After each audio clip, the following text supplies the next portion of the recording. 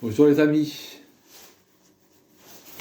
petite vidéo pour dire que la spiritualité de type éveil spirituel, méditation, ne suffit souvent, souvent, ne suffit pas pour s'éveiller et pour être bien.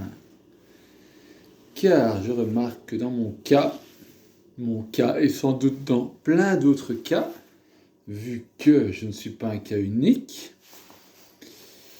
la méditation met de la clarté, met de la distance, met de la conscience, met du discernement, met de l'observation.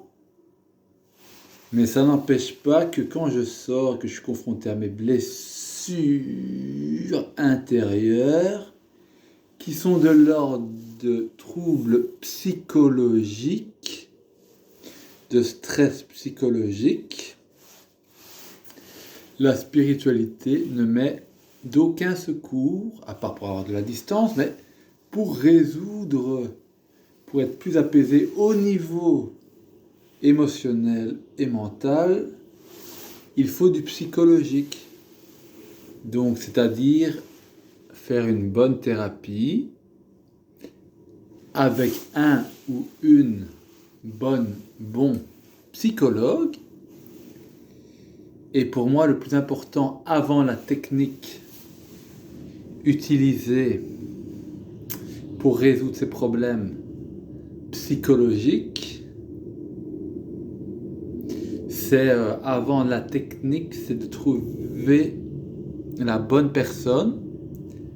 Pour moi, une bonne ou un bon psychologue, c'est une personne qui a eu ses problèmes, qui les a résolus, ses problèmes, et qui en même temps a cette maturité et ces qualités d'être, d'esprit, qui peuvent être l'écoute, la bienveillance, l'amour de l'autre, la compassion, l'intelligence, la lucidité de voir ce qui se passe en l'autre, l'empathie,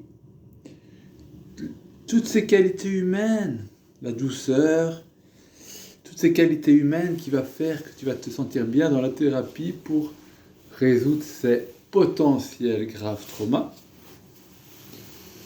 Et du coup, je voulais dire que l'accompagnement psychologique est quasi indispensable dans la plupart des cas.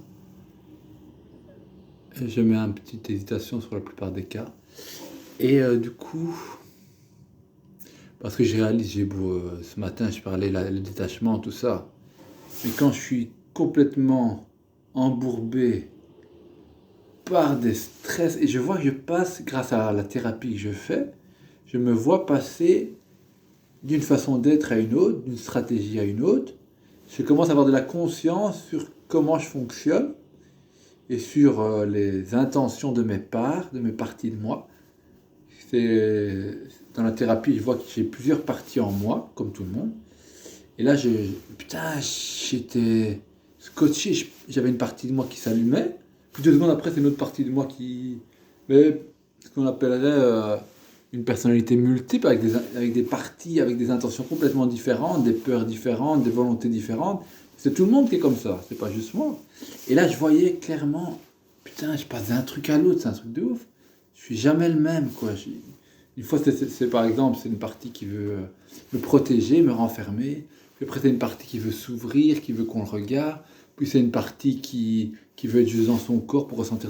Je sens, et chaque partie avait une volonté, a ses intentions.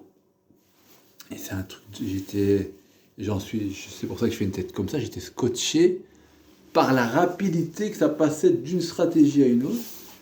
Et bien sûr, quand je suis seul chez moi, c'est beaucoup plus calme et du coup, ça passe moins d'un truc à l'autre. Et quand je suis confronté à mes stress, qui sont chez moi, surtout quand je sors, alors là, ça succède. Je ne le voyais pas avant, mais aujourd'hui, je l'ai vraiment vu. Donc la thérapie est indispensable dans beaucoup de cas.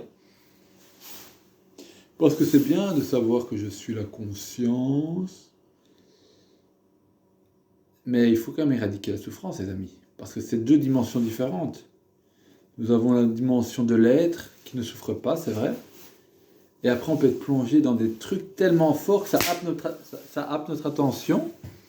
Et du coup, t'es plus là. T'es dans ton trip. J'espère que vous avez compris l'essence de ma... Je vais essayer de résumer en une phrase. Accompagnement psycho-spirituel est le meilleur pour se sauver. De quoi? Chacun mettra le mot qu'il veut. Mais pour être bien.